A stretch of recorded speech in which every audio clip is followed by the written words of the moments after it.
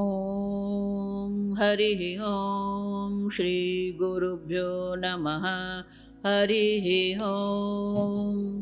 ॐ सदाशिवसमारम्भां शङ्कराचार्यमध्यमाम् अस्मदाचार्यपर्यन्तां वन्दे गुरुपरम्परां। श्रुतिस्मृतिपुराणानाम् आलयं करुणालयं नमामि भगवत्पादं शङ्करं लोकशङ्करं। शङ्करं शङ्कराचार्यं केशवं बादरायणं सूत्रभाष्यकृतौ वन्दे भगवन्तौ पुनः पुनः।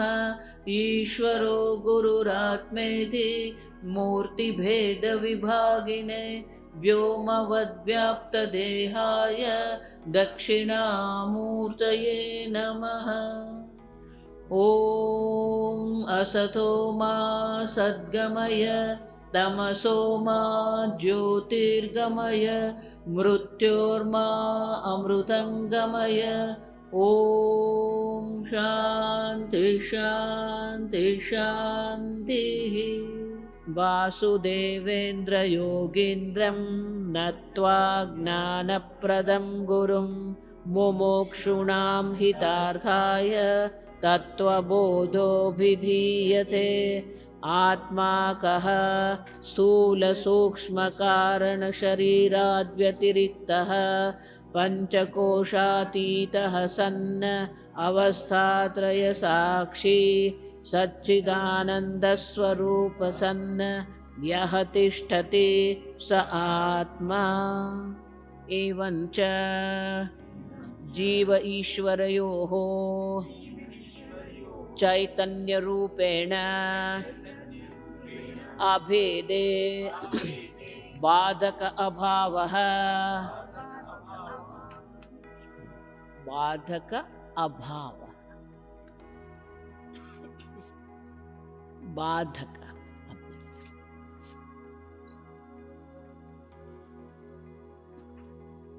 संस्कृत में विशेष शब्द है बाधित।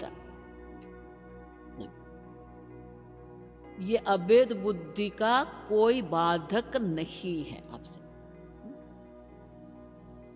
क्यों?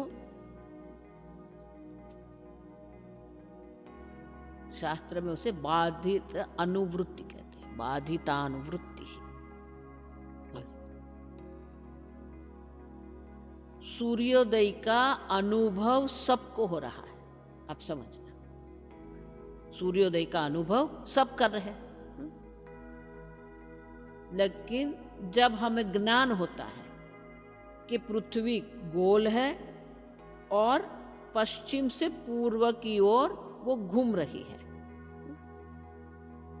तब हम जानते हैं कि सही में सूर्योदय होता नहीं है। सूर्य की पूर्व से पश्चिम की गति भी हम अनुभव कर रहे हैं, लेकिन हम जानते हैं कि सूर्य गति नहीं कर रहा है। तो सूर्योदय का अनुभव जो है या सूर्य की गति का जो अनुभव है, वह अनुभव होते हुए भी वो सत्य नहीं है, ये जानने को कहते हैं बाधित। आप समझना है। देखो बार बार मैं अनुभव ज्ञान क्यों अलग कर रही हूं। अनुभव बाधित है, आप समझो। आपको मृगजल देख रहा है, पहली बार जब आप मृगजल देखेंगे तो आप मृगजल नहीं देख रहे, जल देख रहे हैं। फिर आपको समझ में आएगा कि यहाँ जल नहीं है, मृगजल है।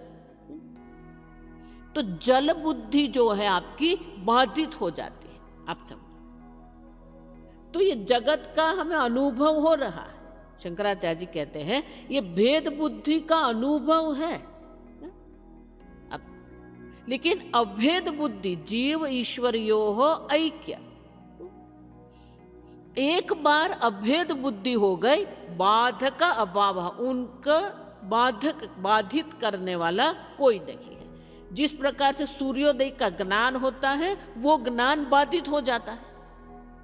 सूर्य की गति का अनुभव करते हो, फिर वो गति बाधित हो जाती है। उसी प्रकार से क्या जीव ईश्वर का ऐक्य का जो ज्ञान है वो बाधित होगा क्या? आप देखो, इसलिए पूज्य स्वामी जी अंग्रेजी में ऐसे कहते हैं, ignorance goes for ever, knowledge comes for ever. आप समझ रहे, एक बार ऐक्य के ज्ञान से अज्ञान की निवृत्ति हो गई, पुनः अज्ञान आता नहीं है। एक बार ऐक्य का ज्ञान हो गया फिर वो जाता नहीं है। अब क्योंकि कारण शरीर का एक बार नाश हो गया, अविद्या की निवृत्ति हो गई, कारण शरीर का नाश हो गया। आप देखिए, कारण शरीर है ही नहीं। आप सब तो पुनः ज्ञान अज्ञान का कोई प्रश्न ही नहीं रहता। आप समझ रहे, ज्ञान भी क्या है? आत्मबोध में शंकराचार्य जी बहुत सुंदर कहते हैं कि ये जो ज्ञान है वो क्या करता है? ज्ञान अज्ञान की निवृत्ति करता है। अब स्वयं नश्येत ज्ञानम, स्वयं नश्येत कतक रेणुवत। कतक रेणु मानी वो काले रंग के बहुत महीन दाने आते हैं, ये फालूदा होता है ना, उसमें वो यूज करते हैं सब्जा। प्राचीन काल में जो नदी के किनारे पर गांव नहीं होते हैं, उनके लिए पेयजल जो है वो कुएं से आता था। बड़े बड़े कुएं बनाते थे। आजकल के जैसे कुएं नहीं समझना, बहुत बड़े होते हैं। लेकिन वर्षा ऋतु जब होती है तो वर्षा ऋतु के कारण जल जो है वो मलिन हो जाता है, सूखे पत्ते पड़ते हैं। जब वर्षा ऋतु जाती है, बाद में वो कुएं के जल को शुद्ध करने की आवश्यकता होती है। तो उनके लिए वो क्या करते हैं, ये कतक रेणु सब्जा बीज जो है ना, वो जल पर डाल देते हैं बहुत सारे। अब उनका स्वभाव क्या है? हाइग्रोस्कोपिक अंग्रेजी में कहते हैं। वो जल को शोषित करते हैं, और जितना जल वो शोषित करते जाएंगे उतने वो बड़े होते जाते हैं और उसमें चिकनाई आती है। तो बहुत सारे बीज जब आपने जल पर डाल दिया है तो वो बीज फूलते हैं और वो चिकने होते, तो एक दूसरे से क्या हो जाता है, एक दूसरे चिपक जाते हैं, तो एक स्तर बन जाता है, एक चिकना स्तर बन जाता है। अब वो वहां से अटकते नहीं, वो शोषित करते ही रहते हैं, जल शोषित करते। जितना वो जल शोषित करते जाएंगे उतना उनका वजन बढ़ता जाएगा। जब वजन बढ़ता जाएगा तो धीरे धीरे वो क्या करेगा, वो पूरा जो एक चिकना स्तर बनता है ना, वो धीरे धीरे जल में नीचे बैठेगा। अब देखिए, अब वो जब नीचे बैठता है तो जल उसके अंदर से बाहर निकल सकता है, लेकिन जो धूल है, रज है, पत्ते हैं, वो नहीं निकल सकते। तो वो क्या करते हैं, वो पूरा जल जो है बाहर निकलेगा, लेकिन ये मलिनता जो उसके साथ लेकर वो नीचे चली जाए। तो स्वयं नश्येत, आप देखिए जल को शुद्ध कर दिया, लेकिन कतक रेणु स्वयं भी क्या हो गया, वो भी नीचे बैठ गए। स्वयं नश्येत, आप देखिए, तो ऊपर जो रह गया वो क्या है, शुद्ध जल है। उसी प्रकार से अज्ञान का नाश करने के बाद ज्ञान भी स्वयं क्या हो जाता है, शांत होता है, क्योंकि वो भी एक वृत्ति है, ज्ञान वृत्ति है। अब ज्ञान वृत्ति क्यों कहते हो, क्योंकि अज्ञान वृत्ति है, अज्ञान जो है वो भी एक वृत्ति है। तो शास्त्र में दृष्टांत देते हैं विद्यारण्य जी कि स्वप्न में भूख लगी है, फिर जाग के भोजन करेंगे तो स्वप्न की भूख शांत हो जाएगी क्या?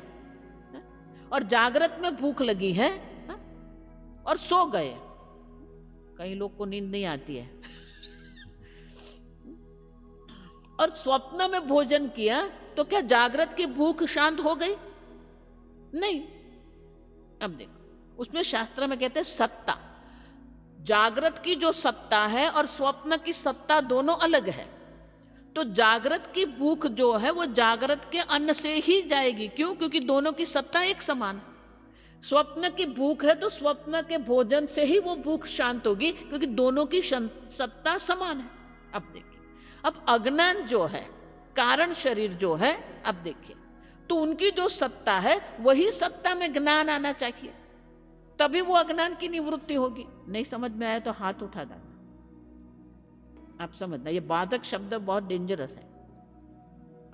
आप देखिए, तो ज्ञान अज्ञान की निवृत्ति के लिए वो ज्ञान की आवश्यकता है जो वही सत्ता में हो, समसत्ता का।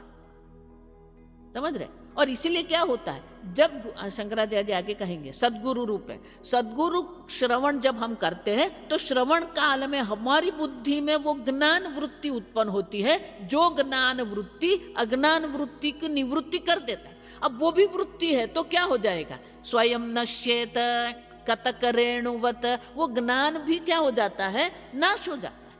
जो रह जाता है वो शुद्ध चैतन्य स्वरूप, जो सच्चिदानंद स्वरूप ब्रह्म है, वही रह जाता है।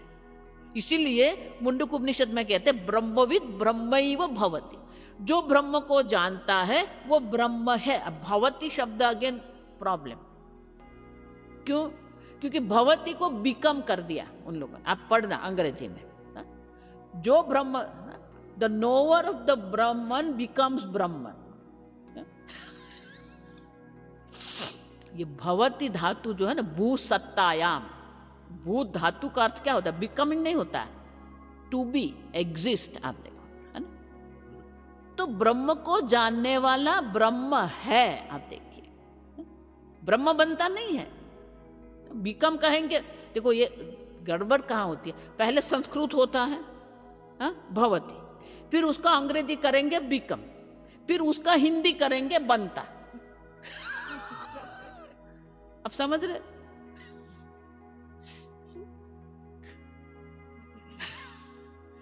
ब्रह्मन को जानने वाला ब्रह्म है। आप समझो, अब देखिए, और इसीलिए एक बार जिसको ये ज्ञान हो गया मैं पूर्ण ब्रह्म स्वरूप हूं, बाधक अभाव, उनको बाधित करने वाला कोई है ही नहीं। आप देखिए, क्योंकि उनकी सत्ता समान कोई नहीं है। अज्ञान की सत्ता थी, ज्ञान की वही सत्ता में ज्ञान आकर अज्ञान की निवृत्ति करके चला गया। जो रह गया वो तो पूर्ण ब्रह्म है। अब उनकी सत्ता तो दूसरी सत्ता है ही नहीं, तो उसको बाधित कौन करेगा? अब समझ रहे हैं, क्योंकि उनको बाधित करने वाला अन्य कोई है ही नहीं।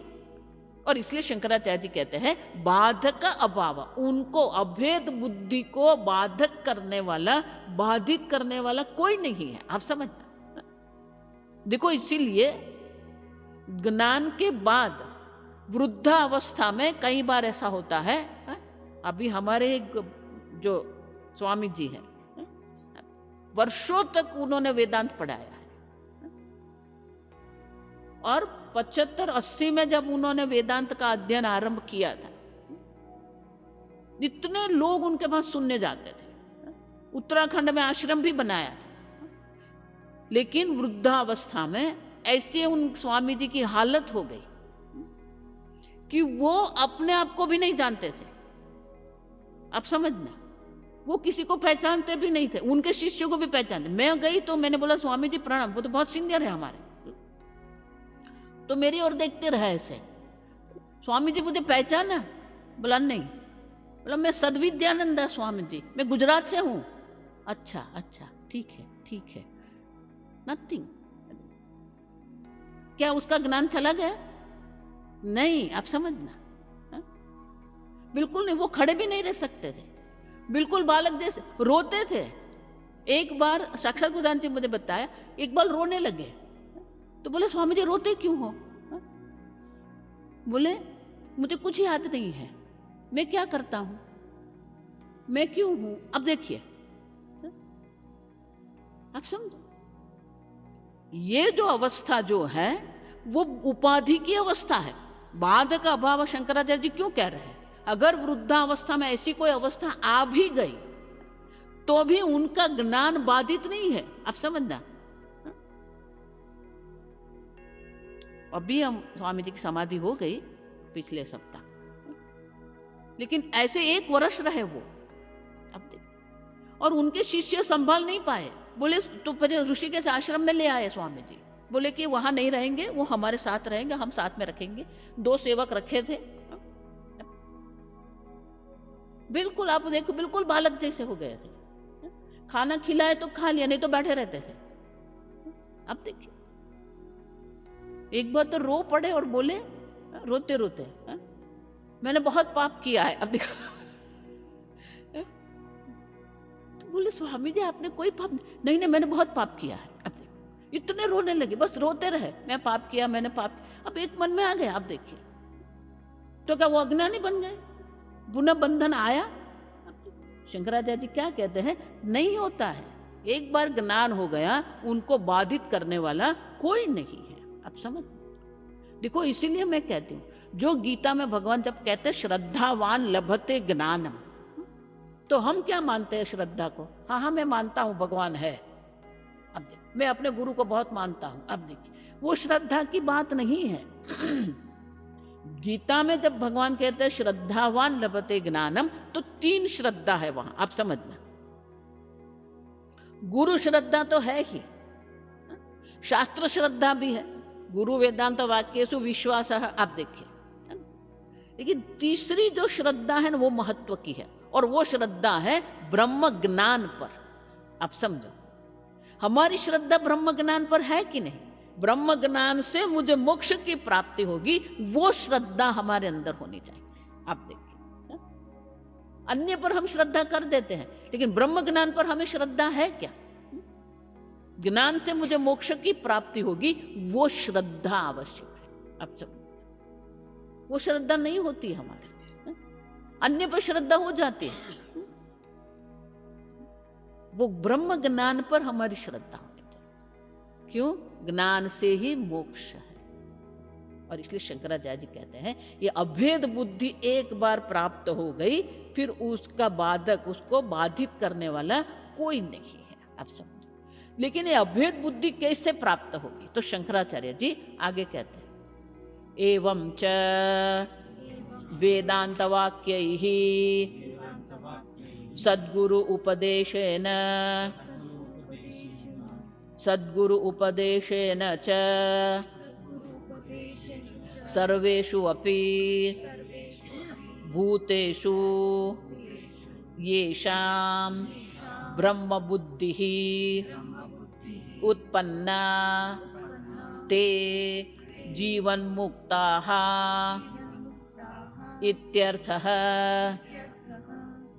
शंकराचार्य जी 2 नए शब्द कहते हैं, वेदांत वाक्य ही सद्गुरु उपदेशेन। ये तत्वबोध जब शंकराचार्य जी लिख रहे हैं, तब उनके मन में क्या है, ये साधक नए हैं। ब्रह्म ज्ञान की बात करें, अभेद बुद्धि की बात करें, ये अभेद बुद्धि कैसे उत्पन्न होगी? तो शंकराचार्य जी यहां हमें कह रहे हैं, वेदांत वाक्य ही। तो बोले वेदांत वाक्य से हम पढ़ लेंगे वेदांत, सद्गुरु उपदेशेन। आगे हम देख के गए श्रद्धा में, गुरु कौन है? गुकारः अंधकारः रुकारः तन्निवर्तकः अंधकार निवर्तकत्वात् गुरुरिति अभिधीय। गुरु की दृष्टि शिष्य के अज्ञान पर होती है। अब देखिए, उनका कार्य एक ही है, अज्ञान की निवृत्ति करना। आप समझ, लेकिन वो गुरु मात्र नहीं है। आप समझना, यहाँ क्या कहा? सद्गुरु। आजकल के सद्गुरु नहीं, आ समझना।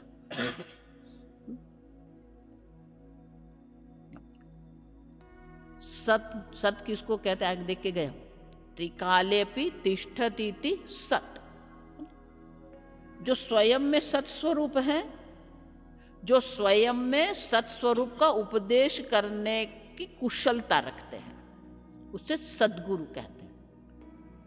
शास्त्र की भाषा में कहते हैं श्रोत्रिय ब्रह्मनिष्ठम, स्वयं में सत्स्वरूप है और सत्स्वरूप के उपदेश करने की कुशलता है, उसे आचार्य कहते हैं। सद्गुरु मानी आचार्य। देखो गीता में भी भगवान के लिए क्या शब्द प्रयोग? गीताचार्य। अब देखिए, है ना? आचार्य मानी कौन है? आचिनोति शास्त्राणि, जो संपूर्ण शास्त्र के निचोड़ को जानता है, सार को जानता है। आचिनोति शास्त्र स्वयं च आचरयति, स्वयं शास्त्र अनुरूप जीवन जी रहे, स्वयं च आचरयति। परान शिष्यान आचारयति, अपने शिष्य को भी शास्त्रोक्त विधि के अनुरूप जीवन जीने के लिए उपदेश करते हैं। साधु शब्द जो है ना, याद रखना, एक छोटी छोटी बात है लेकिन याद रखना।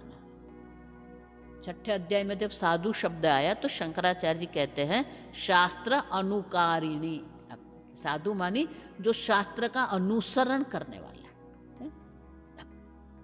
कई बात ऐसी होती है कि जो हमारी बुद्धि से हम ग्रहण नहीं कर सकते, हमारी बुद्धि से हम नहीं समझ सकते हैं, लेकिन शास्त्र कहते हैं तो वहां हमारी श्रद्धा होनी चाहिए। शास्त्र अनुकारिणी। और इसीलिए सद्गुरु उपदेश ने माने कि ये आचार्य के उपदेश से ही सर्वेषु अपि भूतेषु ब्रह्म बुद्धि ही उत्पन्ना। देखो इसलिए मैं बार बार कहती हूँ, जो कहता मैं ब्रह्म हूं वो कच्चा वेदांती है। क्यों? मैं ब्रह्म हूं ये ब्रह्म ज्ञान नहीं है। शंकराचार्य जी कहते हैं सर्वेषु भूतेषु अपि येषां ब्रह्म बुद्धि है। यहां जो कुछ है सब ब्रह्म मात्र है। सर्वत्र ब्रह्म बुद्धि आवश्यक है, क्योंकि ब्रह्म से अन्य कुछ है ही नहीं, एकम अद्वितीयम। तो बोले सर्वे क्यों बोल रहे, ब्रह्म ही बोल दो ना, सर्वेषु सर्वेषु क्यों करते हो? हमारी दृष्टि में सर्व है इसलिए सर्व कहना पड़ता है। विद्या विनय संपन्ने ब्राह्मणे गविहस्तिनि। अब देखिए उपाधि, मनुष्य उपाधि जिसको हम कहते हैं वो एक उपाधि है, हस्ती हाथी एक उपाधि है, गाय एक उपाधि है। अब देखिए कुत्ता उपाधि है, शून्य मानी कुत्ता। स्वपाखे कुत्ते का मांस खाने वाला चांडाल। पंडिताः समदर्शी। विद्या विनय संपन्न मानी श्रेष्ठ उपाधि है। चांडाल की उपाधि कैसी है? निकृष्ट उपाधि है, लेकिन सर्व में समदर्शन है। सम मानी ब्रह्म, वहां सम मानी इक्वल नहीं, आ समझना, ये दूसरी गड़बड़ चल रही है। सम मानी इक्वल नहीं है वहां, सम मानी ब्रह्म। ब्रह्म का एक नाम है सम। समम सर्वेषु भूतेषु। आप देखिए तिष्ठन्तम परमेश्वर, सम ब्रह्म। आप देखिए एक ही ब्रह्म है, सर्वत्र एक समान है। चैतन्य जो है ना, चिद्घन शब्द है, एक दूसरा शब्द है बहुत सुंदर है, चिद्घन। आप देखिए घन मानी क्रिस्टल, घन मानी क्रिस्टल, स्फटिक जिसको कहते हैं। ये जो नमक होते हैं ना वो स्फटिक है, आप समझ। ये शक्कर जो होती है वो भी क्या है? स्फटिक है। आप देखिए स्फटिक किसको कहते हैं? ये शक्कर का स्फटिक है तो वहां शक्कर से अन्य कुछ नहीं है। अब देखिए स्फटिक जो होता है उसमें क्या होता है? वो जो द्रव्य है, अगर वो नमक है तो वहां पर परमाणु किसके रहेंगे? नमक मात्र होता है। अब देखिए तभी वो स्फटिक है। इसी प्रकार से चिद्घन चैतन्य मात्र है, चैतन्य से अन्य कुछ है ही नहीं। इसीलिए ये संपूर्ण सर्वेषु भूतेषु, चर अचर, जड़ चेतन। भूत शब्द दो अर्थ में होते हैं। जीव को भी मानी जीवंत को भी भूत कहते हैं, जड़ को भी भूत कहते हैं। आप समझो क्यों? क्योंकि पंच महाभूत से बने हुए आप, और इसलिए कहते हैं चर अचर जड़ चेतन सर्वभूतों में येषाम, जिन लोगों की ब्रह्म बुद्धि उत्पन्न हुई है। येषाम ब्रह्म बुद्धि ही उत्पन्न, जिन लोगों की सर्वभूतों में ब्रह्म बुद्धि उत्पन्न हो गई है। ते जीवन मुक्ता, वो जीवन मुक्त है क्योंकि सर्वत्र वो ब्रह्म दर्शन कर रहे हैं। जब तक अविद्या देवी बैठी है तब तक ये बंधन रहेगा। अविद्या काम कर्म, शंकराचार्य जी का ये एक विशेष शब्द है, अविद्या काम कर्म। ये अविद्या शांति से बैठने वाली नहीं है। अगर मैं कहूं कि क्या आपको जर्मन भाषा आती है, बोले नहीं, वो अज्ञान की कोई चिंता नहीं है हमें, आप समझ। लेकिन अपने स्वरूप को नहीं जानते हैं, तो शंकराचार्य जी कहते हैं अपने स्वरूप को नहीं जाना। मैं हूं सब जानते हैं, सच्चित सब जानते हैं, लेकिन मैं कौन हूं? मैं देह हूं, मैं मन हूं, मैं स्त्री हूं, मैं पुरुष, मैं युवान हूं, मैं वृद्ध हूं। अब देखिए, अविद्या के कारण अपने अपने बारे में अभिप्राय बना के रख दिया है। तो अपने बारे में जो अभिप्राय हमने बनाया है, वो अभिप्राय हम स्वयं ही स्वीकार नहीं करते हैं, और इसलिए उससे छूटने के लिए इच्छा करते हैं। अविद्या काम, आप देखिए, इच्छा होती है ना? और इच्छा होती है तो काम क्या करेगा? कर्म करोति। ये सीधा नियम है। देखो, छोटे छोटे वाक्य, जानाति इच्छति कर्म करोति। अपने आप को शरीर मन बुद्धि जान लिया, फिर इच्छा करेंगे छूटने से, और छूटने की इच्छा से क्या होता है? कर्म होता है। जानाति इच्छति कर्म करोति। और ये कर्म करते रहते हैं तो कर्म से कर्म फल उत्पन्न होते हैं, और फिर ये जन्म मृत्यु के चक्र में हम घूमते रहते हैं। उस जो अविद्या काम कर्म कहते हैं, यही सबकी हालत है, आप समझ। और इसीलिए क्या होता है? ये जन्म मृत्यु का बंधन है। शंकराचार्य जी कहते हैं जिसकी ये ब्रह्म बुद्धि उत्पन्न हो गई है, ते जीवन मुक्ता, जीते जी वो मुक्त है। तो बोले जीते जी क्यों बोल रहे हो? अब देखो, क्योंकि ये ज्ञान जो है, देखो जो प्रकाश होता है ना, देखो ये अविद्या को अंधकार के साथ जोड़ते हैं और ज्ञान को प्रकाश के साथ, है ना। गीता में भी भगवान कहते हैं ज्ञानाग्नि। ये अग्नि दो काम करता है। अब देखिए, एक प्रकाशन का काम करता है, दूसरा क्या है? दहन करता है ना? और इसी प्रकार से ये ज्ञान रूपी अग्नि जो है वो अज्ञान की निवृत्ति, प्रकाश माने अज्ञान की निवृत्ति करता है। दूसरा क्या करता है? सर्वकर्माणि भस्मसात् कुरुते। सर्व कर्म क्या कर देता है? जला देता है। अब कर्म ही नहीं रहे तो जन्म मृत्यु कहां से? देखो, इसको कहते हैं वन स्ट्रोक सॉल्यूशन। ब्रह्म ज्ञान से ही सर्व कर्म क्या हो जाते हैं? नष्ट हो जाते हैं। मुंडक उपनिषद में वही क्षीयन्ते च कर्माणि तस्मिन् दृष्टे परावरे। वो ब्रह्म का एक बार ज्ञान हो गया, ये सर्व कर्म नष्ट हो जाते हैं। तो बोले सर्व कर्म नष्ट हो गया। तत्वबोध में पढ़ के आए ना, 3 प्रकार के कर्म है। संचित कर्म है, प्रारब्ध कर्म है, आगामी कर्म है। तो बोले कर्म नष्ट हो गए तो फिर ये शरीर भी नष्ट हो जाना चाहिए, है ना, क्योंकि ये शरीर भी किससे बना है? प्रारब्ध कर्म से बना है। अब सर्व कर्म नष्ट हो जाएंगे तो ये शरीर भी क्या हो जाए? छो जाएगा, है ना। ऐसा नहीं होता है। क्यों नहीं होता है? मुक्त ईशुवत। धनुष से बाण छूट गए, फिर वो अपनी गति कर रही। उसी प्रकार से ये प्रारब्ध जो है, ये प्रारब्ध जो है, देखो प्रारब्ध शब्द का अर्थ क्या है? प्रकर्षेण आरब्धत्वात् प्रारब्ध। जिस कर्मों ने कर्म फल देने के लिए आरंभ कर दिया है, अब उसको आप रोक नहीं सकते। अब और वो कर्म से स्थूल शरीर सूक्ष्म शरीर प्राप्त हुआ है, तो ये स्थूल शरीर सूक्ष्म शरीर रहेगा। जब तक प्रारब्ध कर्म है तब तक ये स्थूल सूक्ष्म शरीर रहेगा, और इसलिए उसको क्या कहते हैं? वो मुक्त नहीं, जीवन मुक्त है। ये स्थूल सूक्ष्म शरीर में रहते हुए भी वो मुक्त है, कोई बंधन नहीं है। अब क्योंकि सर्व कर्म जल के राख हो गए, भस्मसात् कुरुते। और इसलिए शंकराचार्य कहते हैं जिसकी सर्वत्र ब्रह्म बुद्धि हो गई है, लेकिन सद्गुरु उपदेश से आप समझना है, ये सब चर्चा कर गए इसलिए मैं नहीं बोल रही हूँ, ये शास्त्र की भी वेदांत वाक्य की भी हमने चर्चा कर दी, वेदांत प्रमाण है, हम सब ये चर्चा करके गए। और सद्गुरु के उपदेश से ही ये अविद्या की निवृत्ति हो जाती है। और इसलिए शंकराचार्य कहते हैं ये जो है वो कौन है, जीवन मुक्ता। देखो ये बहुवचन है, आप समझना।